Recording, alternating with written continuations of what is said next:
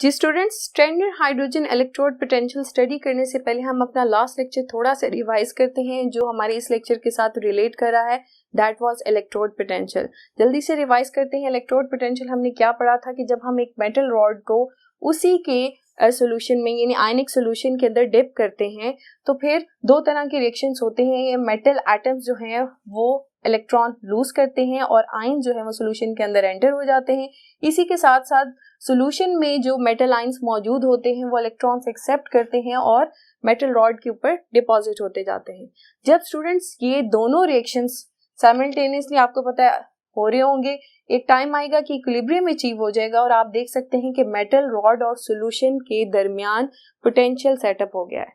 इस potential setup को हमने क्या कहा था? That is the electrode potential of that electrode. ठीक है, अगर हम स्टैंडर्ड कंडीशंस में इस इलेक्ट्रोड या पोटेंशियल सेटअप को स्टडी करेंगे तो फिर ये क्या कहलाएगा? Standard electrode potential. Standard conditions क्या थी कि सॉल्यूशन की कंसंट्रेशन 1 मोलर होनी चाहिए, टेम्परेचर शुड बी 298 केल्विन और इसी तरह से प्रेशर जो है वो 1 एटमॉस्फेयर रखना था। ठीक है, अब स्टूडेंट्स आपने देखा है कि ये जो हाफ सेल आपके सामने नजर आ रहा है ये किसी वायर के साथ या किसी भी सेल के साथ कनेक्ट नहीं है। तो हम इस पोटेंशियल को किस तरह से मेजर कर सकते हैं? लास्ट लेक्चर में हमने ये भी पढ़ा था कि इलेक्ट्रोड पोटेंशियल को मेजर करने के लिए हम इसे एक स्टैंडर्ड हाफ सेल के साथ कपल करवाते हैं इन अ गैल्वेनिक सेल, और वो स्टैंडर्ड हाफ सेल क्या था? That is the standard hydrogen electrode, जिसे हम शी भी कहते हैं। आज के लेक्चर में स्टूडेंट्स हम देखेंगे कि स्टैंडर्ड हाइड्रोजन इलेक्ट्रोड की कंस्ट्रक्शन क्या है, इसकी वर्किंग क्या है और ये किस तरह से इस्तेमाल हो सकता है for the measurement of electrode potential. तो पहली बात हमने कहा कि स्टैंडर्ड हाइड्रोजन इलेक्ट्रोड इसको हम as a reference electrode consider करते हैं। ठीक है, और रेफरेंस होने की वजह से हमने इसकी आप कह लें कि इलेक्ट्रोड पोटेंशियल जो है आर्बिट्ररी कंसीडर किया हुआ है 0 वोल्ट्स। ठीक है, ये क्या है? इसका इलेक्ट्रोड पोटेंशियल है। याद रहे स्टूडेंट्स, मैंने वर्ड यूज किया है आर्बिट्ररी कंसीडर एज 0 वोल्ट्स। ठीक है, आप अपनी राइटिंग में कभी भी मत लिखिएगा कि स्टैंडर्ड हाइड्रोजन इलेक्ट्रोड का जो पोटेंशियल है दैट इज 0 नहीं होता, लेकिन हम अपने लिए एक स्केल बनाने के लिए हम हाइड्रोजन इलेक्ट्रोड का पोटेंशियल जो है उसे 0 कंसीडर करते हैं। ठीक है, कन्वेंशनली इसे 0 कंसीडर किया जाता है। आप ये नहीं लिख सकते कि इसका इलेक्ट्रोड पोटेंशियल 0 होता है, ये दो मुख्तलिफ बातें हैं। ठीक है, आगे चलते हैं कंस्ट्रक्शन पे। किस तरह से यानी स्टैंडर्ड हाइड्रोजन इलेक्ट्रोड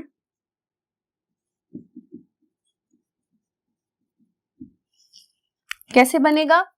स्टूडेंट्स, आप यहां पर देख सकते हैं कि स्टैंडर्ड हाइड्रोजन इलेक्ट्रोड आपको नजर आ रहा है। इसके अंदर क्या चीजें हैं? प्लैटिनम फॉइल है। इस प्लैटिनम फॉइल को हमने कोट किया हुआ है with fine powder of black platinum. ठीक है, इस फाइन पाउडर की कोटिंग की वजह से क्या होता है? सरफेस एरिया इनहैंस हो जाता है। फर्दर आप देखिए प्लैटिनम फॉइल जो है वायर के साथ अटैच है, प्लैटिनम वायर यूज की हुई है और हमने इन्वर्टेड ग्लास ट्यूब यूज की हुई है जिसकी एक साइड पे इनलेट भी है। ठीक है, ऊपर वाली साइड पे आपको इनलेट नजर आ रहा है, वहां से हम हाइड्रोजन गैस को 1 एटमॉस्फेरिक प्रेशर पे एंटर करवाएंगे सोल्यूशन में। अब जो सोल्यूशन है वो हमने कौन सा यूज किया हुआ है? सोल्यूशन की कंसंट्रेशन है 1 मोलर और ये किसका सोल्यूशन है? HCl का सोल्यूशन है। ठीक है, HCl जो है हमने सोल्यूशन के तौर पे इस्तेमाल किया है। तो ये स्टूडेंट्स हमारा पूरा सेटअप है हाइड्रोजन इलेक्ट्रोड का। ठीक है, तो कंस्ट्रक्शन में हमारे पास कौन कौन सी चीजें आई हैं? प्लैटिनम फॉइल, ठीक है, coated with fine powder of black platinum. ठीक है, इसी तरह से स्टूडेंट्स ग्लास ट्यूब जो इन्वर्टेड थी और इसके बाद हमने हाइड्रोजन गैस जो है 1 एटमॉस्फेरिक प्रेशर पे बबल करवाई है और जो सोल्यूशन है that is 1 molar HCl solution, ठीक है। इसकी कंसंट्रेशन ये है, ठीक है। अब स्टूडेंट्स होगा क्या कि जब हम हाइड्रोजन गैस बबल करवाते हैं तो प्लैटिनम जो हाइड्रोजन गैस को सरफेस प्रोवाइड करता है कि सरफेस पर आकर हाइड्रोजन गैस इलेक्ट्रॉन्स लूज करे और हाइड्रोजन आयंस में कन्वर्ट हो जाए, जो कि सॉल्यूशन में एंटर हो जाएंगे। एक और कंडीशन क्या हो सकती है कि सॉल्यूशन में हाइड्रोजन आयंस जो हैं वो प्लैटिनम फॉइल की तरफ जाएंगे और वहां से इलेक्ट्रॉन्स एक्सेप्ट करेंगे और किस में कन्वर्ट हो जाएंगे, हाइड्रोजन गैस में। अब ये हाइड्रोजन गैस देखें बबल्स की फॉर्म में आपको नजर आ रही है, तो ये दो रिएक्शन जो है साइमल्टेनियसली अकर करेंगे, ठीक है। और इनका जो इलेक्ट्रोड पोटेंशियल होगा वो आर्बिट्रली हम कंसिडर करेंगे एज 0, ठीक है। 0 कंसिडर करने की वजह से हम इस इलेक्ट्रोड को जिस भी या आप कह लें कि इस हाफ सेल को जिस भी इलेक्ट्रोड के साथ कनेक्ट करवाएंगे तो जो वोल्ट मीटर पे रीडिंग आएगी वो सिर्फ और सिर्फ उसी इलेक्ट्रोड की होगी, क्योंकि हाइड्रोजन इलेक्ट्रोड की तो हमने आर्बिट्रली कंसिडर की हुई है, इलेक्ट्रोड पोटेंशियल उसका 0 कंसिडर किया हुआ है, ठीक है स्टूडेंट्स। अब यहाँ पे मैं आपको एक इम्पॉर्टेंट बात बताऊं कि प्लैटिनम स्टैंडर्ड हाइड्रोजन इलेक्ट्रोड में यूज करने का क्या फायदा है। स्टूडेंट्स प्लैटिनम फॉइल हम इसलिए इस्तेमाल करते हैं कि एक तो प्लैटिनम जो है ड्यूरिंग द रिएक्शन एक्ट करती है एज कंडक्टर, ठीक है, ताकि इलेक्ट्रॉन्स सेल के अंदर आ सकें और हाफ सेल से बाहर जा सकें, ठीक है। कंडक्टर के तौर पर एक्ट करती है। दूसरी बात स्टूडेंट्स, क्योंकि प्लैटिनम जो है वो हाइड्रोजन एटम्स को एक प्लेटफॉर्म प्रोवाइड करती है, ठीक है, ताकि यहाँ पर हाइड्रोजन आयंस की रिडक्शन हो सके या हाइड्रोजन गैस की ऑक्सीडेशन हो सके, ठीक है। और साथ ही साथ स्टूडेंट्स ये इक्विलिब्रियम अचीव करने में हेल्प करती है, ठीक है। इक्विलिब्रियम फास्ट अचीव करवाती है। इक्विलिब्रियम किसके अंदर, between hydrogen gas and hydrogen ions in solution, ठीक है। कैसा इक्विलिब्रियम होगा उसका मैं रिएक्शन लिख देती हूं कि हाइड्रोजन गैस जो है हाइड्रोजन आयंस में कन्वर्ट होगी, 2 हाइड्रोजन एटम्स होंगे तो 2 इलेक्ट्रॉन्स रिलीज होंगे और इसी तरह से सॉल्यूशन में से हाइड्रोजन आयंस इलेक्ट्रॉन्स एक्सेप्ट करके हाइड्रोजन गैस बना देंगे, ठीक है। ये इक्विलिब्रियम अचीव करने के लिए प्लैटिनम जो है हेल्प करती है। You can say it कैटलाइजेस the reaction. अब स्टूडेंट्स हम देखना चाहेंगे कि स्टैंडर्ड हाइड्रोजन इलेक्ट्रोड को हम किस तरह से इस्तेमाल करेंगे ताकि हम इलेक्ट्रोड पोटेंशियल किसी भी इलेक्ट्रोड का मेजर कर सकें। आइए देखते हैं स्टूडेंट्स, इलेक्ट्रोड पोटेंशियल को मेजर करने के लिए हमें किन चीजों की जरूरत होती है। स्टूडेंट्स हमें हाफ सेल चाहिए होता है, ठीक है। हाफ सेल में वो इलेक्ट्रोड मौजूद होगा जिसका हमने इलेक्ट्रोड पोटेंशियल मेजर करना है।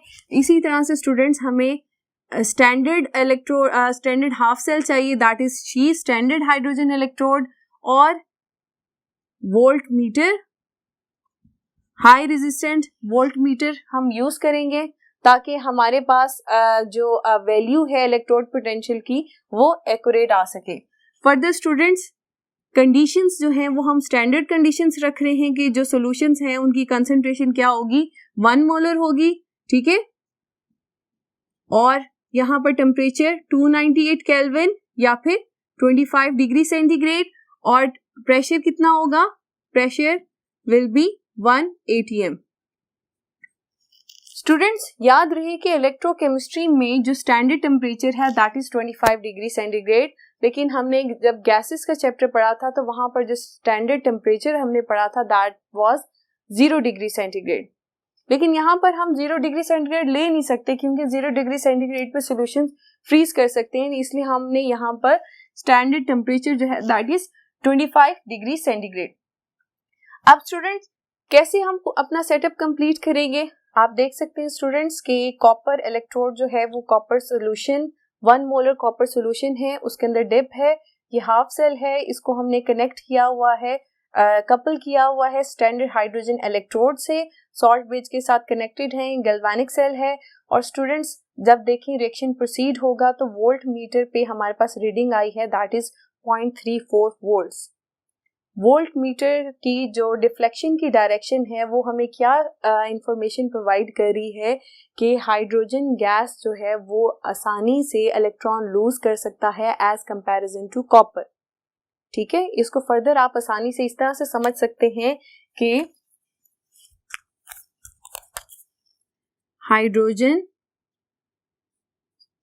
हाइड्रोजन आयंस में कन्वर्ट हो रहा है, 2 इलेक्ट्रॉन्स रिलीज कर रहा है, और कॉपर आयंस एंड 2 इलेक्ट्रॉन्स, यानी इन दोनों रिएक्शंस में फिजिबल रिएक्शन या आप कह लें कि greater tendency to lose electrons किसकी ज्यादा है, हाइड्रोजन की ज्यादा है, यानी इस रिएक्शन की टेंडेंसी ज्यादा है। ठीक है, 0.34 वोल्ट्स कॉपर इलेक्ट्रोड का जो पोटेंशियल है वो हमें क्या इंडिकेट कर रहा है, इसका क्या मतलब है कि कॉपर की इस रिएक्शन के अंदर ऑक्सीडेशन नहीं होगी। ठीक है, कॉपर विल नॉट ऑक्सीडाइज, तो क्या होगा, कॉपर रिड्यूस होगा। ठीक है, तो एनोड और कैथोड पे क्या रिएक्शन हो रहे होंगे, कैथोड पे ऑक्सीडेशन होती है, और अभी हमने कहा कि ऑक्सीडेशन इस सेल में किसकी होगी, हाइड्रोजन की होगी। तो हम ये रिएक्शन लिखेंगे कि एट एनोड हाइड्रोजन वो रिड्यूस हो रहा, ऑक्सीडाइज हो रहा है। ठीक है, और कैथोड पे क्या होगा, कॉपर आयंस सॉल्यूशन में से इलेक्ट्रॉन्स को एक्सेप्ट करेंगे और कॉपर सॉलिड एटम में कन्वर्ट हो जाएंगे जो कि कॉपर इलेक्ट्रोड पे डिपॉजिट होते जाएंगे। तो स्टूडेंट्स क्योंकि कॉपर की इस रिएक्शन के अंदर या इस सेल के अंदर रिडक्शन हुई है तो ये वैल्यू क्या है, कॉपर का रिडक्शन पोटेंशियल है। ठीक है, तो मैं रिडक्शन पोटेंशियल ऑफ कॉपर क्या लिखूंगी, 0.34 वोल्ट्स।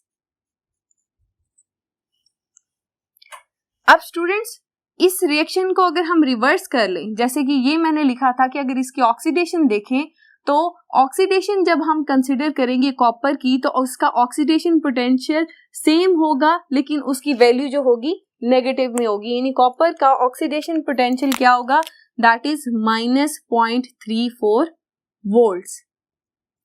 ठीक है, हमारे इस सेल में जो अभी हमने सेल देखा था उसके अंदर कॉपर की क्या हुई है, रिडक्शन हुई है, इसलिए 0.34 वोल्ट्स हमारे पास वोल्ट मीटर पे वैल्यू आई थी। इस वैल्यू ने हमें क्या इंफॉर्मेशन दी कि हाइड्रोजन गैस जो है उसकी कैपेसिटी ज्यादा है to lose electrons as comparison to copper. ठीक है, तो कॉपर रिड्यूस हुआ है, हमने इसकी रिडक्शन पोटेंशियल की वैल्यू भी मेंशन कर दी है, ऑक्सीडेशन पोटेंशियल की वैल्यू भी मेंशन कर दी है। ठीक है, याद रहे स्टूडेंट्स, रिडक्शन पोटेंशियल की जो वैल्यू होगी ऑक्सीडेशन पोटेंशियल की वैल्यू सेम होगी बट साइन क्या होगी, ऑपोजिट होगी। एक और एग्जांपल हम स्टडी करते हैं that is of zinc electrode, यानी जिंक इलेक्ट्रोड का हम इलेक्ट्रोड पोटेंशियल मेजर करना चाहते हैं। तो स्टूडेंट्स आप देख सकते हैं कि हमने जिंक मेटल रॉड को डिप किया हुआ जिंक सल्फेट सॉल्यूशन में, सॉल्यूशन की कंसंट्रेशन 1 मोलर है और इसको हमने फर्दर कपल किया है स्टैंडर्ड हाइड्रोजन इलेक्ट्रोड के साथ। ठीक है, सॉल्ट ब्रिज से ये दोनों कनेक्टेड हैं और एक्सटर्नली वोल्ट मीटर के साथ अटैच हैं। अब जैसे रिएक्शन स्टार्ट हुआ तो आप देख सकते हैं कि वोल्ट मीटर पे रीडिंग हमारे पास आई है 0.76 वोल्ट्स। अब वोल्ट मीटर की जो डिफ्लेक्शन डायरेक्शन है वो हमें क्या इंडिकेट कर रही है कि जो जिंक है वो हमारे इस पूरे सेल के अंदर क्या हो रहा है, ऑक्सीडाइज हो रहा है। इसका क्या मतलब है कि हाइड्रोजन की ऑक्सीडेशन की टेंडेंसी कम है एज कंपैरिजन टू जिंक। कितनी कम है, 0.76 वोल्ट्स। या आप ऐसे भी कह सकते हैं जिंक की टेंडेंसी ज्यादा है to lose electrons than hydrogen gas. कितनी ज्यादा है, 0.76 वोल्ट्स। ठीक है स्टूडेंट्स, अब आप यहाँ देख सकते हैं कि जिंक की तरफ से इलेक्ट्रॉन्स निकल रहे हैं और एंटर कहाँ हो रहे थे, हाइड्रोजन के अंदर, यानी स्टैंडर्ड हाइड्रोजन इलेक्ट्रोड के अंदर एंटर हो रहे हैं। तो इसका मतलब है कि इस गैल्वेनिक सेल के अंदर जिंक जो है, zinc electrode is acting as anode और standard hydrogen electrode is acting as cathode. यहाँ पर मैं आपको एक बात क्लियर कर दूं कि स्टूडेंट्स स्टैंडर्ड हाइड्रोजन इलेक्ट्रोड जो है it can act as cathode and also as anode. It depends upon the nature of electrode. That is coupling with it. अब आप देखेंगे जब हमने कॉपर यूज किया था तो कॉपर में standard hydrogen electrode was acting as anode. उसकी वजह क्या है कि जो कॉपर हमने साथ कपल किया था ये रेडिली ऑक्सीडाइज नहीं होता, कॉपर रेडिली रिड्यूस होता है। इस वजह से इस केस में standard hydrogen electrode was acting as anode. और अभी जो हम जिंक एग्जांपल डिस्कस कर रहे हैं वहां पर क्या हो रहा है कि standard hydrogen electrode is acting as cathode. ठीक है, दोनों एग्जांपल्स आ गई हमारे पास। वापस आते हैं, हम इलेक्ट्रोड पोटेंशियल मेजर कर रहे थे, 0.76 वोल्ट हमारे पास वैल्यू आ गई है। अब हम स्टूडेंट्स देखना चाहेंगे कि कैथोड और एनोड पे क्या रिएक्शन हो रहे हैं, तो हम अपने वो रिएक्शंस लिखते हैं। एनोड पे क्या होगा, एनोड पे ऑक्सीडेशन होती है। ऑक्सीडेशन किसकी हो रही है, जिंक की हो रही है। तो जिंक सॉलिड से जिंक आयंस में कन्वर्ट हो रहा है, इलेक्ट्रॉन्स रिलीज करेगा। कैथोड पे क्या होगा, हाइड्रोजन आयंस जो सॉल्यूशन में मौजूद है उनकी क्या होगी, रिडक्शन होगी और वो हाइड्रोजन गैस में H2 गैस में कन्वर्ट हो जाएंगे। ठीक है स्टूडेंट्स, अब क्योंकि जिंक की ऑक्सीडेशन हुई थी तो स्टूडेंट्स अब आप आसानी से कह सकते हैं कि जो वोल्ट मीटर पे रीडिंग आई थी वो रिडक्शन पोटेंशियल होगा या ऑक्सीडेशन पोटेंशियल होगा। जी बिल्कुल, वो ऑक्सीडेशन पोटेंशियल है जिंक का, दैट इज 0.76 वोल्ट्स। दोबारा से बता दूं इसको, हमने सॉरी ये ऑक्सीडेशन पोटेंशियल में मैंने लिखना था 0.76 वोल्ट्स। किस वजह से, क्योंकि हमारे जो सेल हाफ सेल में जिंक की क्या हुई थी, ऑक्सीडेशन हुई थी, इसलिए ये ऑक्सीडेशन पोटेंशियल कंसीडर किया जाएगा। रिडक्शन पोटेंशियल कब होगा, जब इस रिएक्शन का ऑपोजिट हम कंसीडर करेंगे, यानी zinc ions will accept electrons और जिंक सॉलिड में कन्वर्ट हो जाएंगे। तो ये सेम रिएक्शन है बट ऑपोजिट इन डायरेक्शन, तो इस वजह से सेम वैल्यू आएगी बट साइन क्या हो जाएगा, ऑपोजिट हो जाएगा। तो आप इसे लिख सकते हैं -0.76 वोल्ट्स फॉर दिस। ठीक है, यहां पर जिंक की क्या हो रही है, रिडक्शन हो रही है, तो हमने रिडक्शन पोटेंशियल मेंशन किया। और यहां पे जिंक की क्या हो रही है, ऑक्सीडेशन हो रही है, और यहां पर हमने इसका ऑक्सीडेशन पोटेंशियल लिखा है। अब आप देखें दोनों आप कह लें कि जो रिएक्शंस हैं वो सेम है पर इनकी डायरेक्शन क्या है, ऑपोजिट है। इस वजह से वैल्यूज भी सेम है और जो डायरेक्शन क्या होगी है, ऑपोजिट होगी। ठीक है, सॉरी साइन जो है वो हमने ऑपोजिट लगाया। स्टूडेंट्स अब फर्दर हमारे पास हमारी एक्सरसाइज में कुछ क्वेश्चंस हैं जो इसी टॉपिक से रिलेटेड हैं और आज के लेक्चर में हम वो भी डिस्कस करेंगे।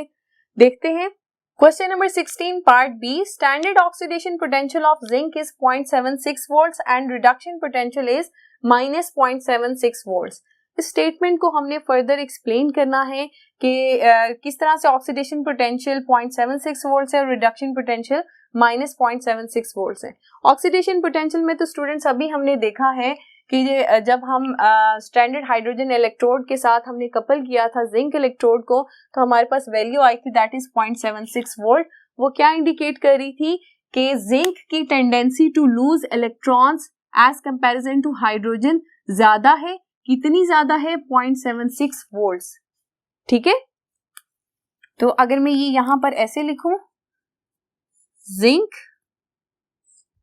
Is undergoing oxidation. ठीक है, तो ऑक्सीडेशन पोटेंशियल इसका कितना होगा, 0.76 वोल्ट्स। और आप स्टूडेंट साथ मेंशन करेंगे कि 0.76 वोल्ट्स क्या इंडिकेट कर रहा है, tendency of zinc to lose electron is greater than hydrogen electrode. कितनी, 0.76 वोल्ट्स।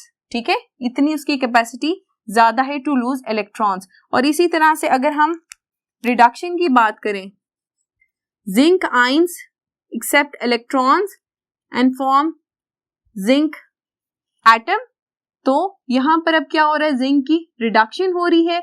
तो रिडक्शन पोटेंशियल की वैल्यू हमारे पास क्या आएगी, -0.76 वोल्ट्स।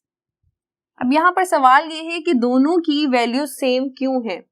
सेम इस वजह से है कि स्टूडेंट्स ये दोनों रिएक्शन जो है इक्विलिब्रियम में होते हैं। Zn positive 2 electrons. ठीक है, जब इक्विलिब्रियम में होंगे तो क्या होगा कि इनकी amount to reduce and oxidise क्या होगी, सेम होगी, पर ऑपोजिट इन डायरेक्शन होगी, इसलिए वैल्यू सेम है लेकिन साइन क्या है, चेंज है। ठीक है, नेक्स्ट आते हैं 16 का पार्ट एच, ये है standard hydrogen electrode act as anode when connected to copper and act as cathode when connected to zinc electrode. अब स्टूडेंट्स यहाँ पर आपको वही स्टेटमेंट लिखनी होगी कि standard hydrogen electrode can act as anode and also as cathode. ठीक है, depending upon the nature of electrode that we couple in the galvanic cell. जब स्टूडेंट्स आप एक ऐसे इलेक्ट्रोड के साथ शी को कपल करेंगे जिसका ऑक्सीडेशन पोटेंशियल कम है, यानी कि वो रेडिली ऑक्सीडाइज नहीं होगा, वो आसानी से इलेक्ट्रॉन लूज नहीं करेगा, तो तब हमारा जो शी है वो एक्ट करेगा एनोड पे। इन एनोड को आप ऐसे इलेक्ट्रोड के साथ कपल करेंगे जो रिड्यूस होना चाहेगा। ठीक है, तो फिर स्टैंडर्ड हाइड्रोजन इलेक्ट्रोड एनोड के तौर पे एक्ट करता है। और अगर स्टैंडर्ड हाइड्रोजन इलेक्ट्रोड को आप ऐसे इलेक्ट्रोड के साथ कपल करेंगे जो रेडिली लूजेस इलेक्ट्रॉन्स, तो फिर क्या होगा कि स्टैंडर्ड हाइड्रोजन इलेक्ट्रोड जो है वो कैथोड के तौर पर एक्ट करेगा। जैसे कि जिंक के केस में था, जिंक रेडिली लूजेस इलेक्ट्रॉन्स। ठीक है, तो इस वजह से जिंक ऑक्सीडाइज होता है, तो जिंक के केस में standard hydrogen electrode cathode act कर रहा था, और कॉपर जो है रेडिली रिड्यूसेस, इस वजह से कॉपर के केस में स्टैंडर्ड हाइड्रोजन इलेक्ट्रोड जो है वो हमारे पास एनोड एक्ट कर रहा था। ठीक है स्टूडेंट्स, यहाँ पर आप फर्दर ये भी जस्टिफाई कर सकते हैं कि रिएक्शंस क्या हो रहे थे। कॉपर के केस में आप देखें, copper will accept electrons, copper solid में कन्वर्ट हो रहा था, और यहाँ पर हाइड्रोजन गैस जो है हाइड्रोजन आयंस में कन्वर्ट हो रही थी और इलेक्ट्रॉन रिलीज कर रही थी। ठीक है, और जिंक के केस में क्या था, जिंक वॉज लूजिंग इलेक्ट्रॉन्स, और हाइड्रोजन इस केस में हाइड्रोजन आयंस जो हैं वो इलेक्ट्रॉन्स एक्सेप्ट कर रहे थे और हाइड्रोजन गैस में कन्वर्ट हो रहे थे। तो ये डिफरेंस है कि अब आप देखिए जिंक वाले केस में जिंक की ऑक्सीडेशन हो रही है, तो ऑक्सीडेशन कहाँ पर होती है, एनोड पे होती है, और हाइड्रोजन आयंस की क्या हो रही है, रिडक्शन हो रही है। तो इस वजह से शी जो है यहाँ पर क्या एक्ट कर रहा है, कैथोड एक्ट कर रहा है। और यहाँ पर आप देख सकते हैं कि हाइड्रोजन की ऑक्सीडेशन हो रही है, और कॉपर केस में हाइड्रोजन या शी जो आप कह सकते हैं कि standard hydrogen electrode is acting as anode. ठीक है स्टूडेंट्स, आज का लेक्चर हमारे यहाँ पर खत्म होता है। हमने देखा कि स्टैंडर्ड हाइड्रोजन इलेक्ट्रोड को हमने रेफरेंस इलेक्ट्रोड कंसिडर किया है, आर्बिट्ररी जिसका वोल्टेज 0 कंसिडर किया जाता है, और इसको हम फर्दर हाफ सेल या आप कह लें कि इलेक्ट्रोड के साथ कपल करवाते हैं, और आसानी के साथ हम उस इलेक्ट्रोड की जो इलेक्ट्रोड पोटेंशियल है वो मेजर कर सकते हैं। आज का लेक्चर हम अपना यहाँ पर ख़त्म करते हैं। अपना बहुत सा ख्याल रखिए। अल्लाह हाफिज़।